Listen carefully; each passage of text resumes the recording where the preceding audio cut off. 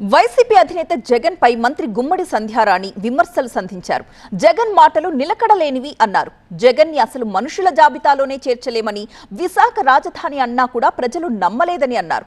అందుకే ఎన్నికల్లో వైసీపీని ఓడించేశారు అన్నారు సంధ్యారాణి. ఇలాగే ఉంటే ఆ 11 సీట్లు కూడా మిగలవంటున్నారు సంధ్యారాణి. ఇప్పుడు మా విగన్ అన్నారు. ఇప్పుడు మా విగన్తోనే మేనిఫెస్టోలో వెళ్తా ఉంటున్నారు. వెళ్ళమనండి, 11 కూడా ఉండవు. కాబట్టి నిలకడలేని మనిషి, నిలకడలేని మనస్తత్వం అంటే మరి బుర్రలో కూడా ఆలోచన ఉందో లేదో కూడా తెలియదు.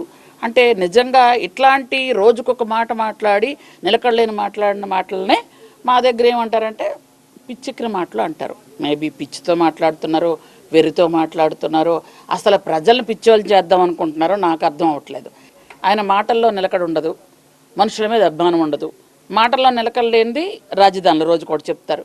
మనుషుల మీద అభిమానం లేదంటే తల్లి చెల్లినే మెడపట్టి బయటికి గెంటేసినాడు.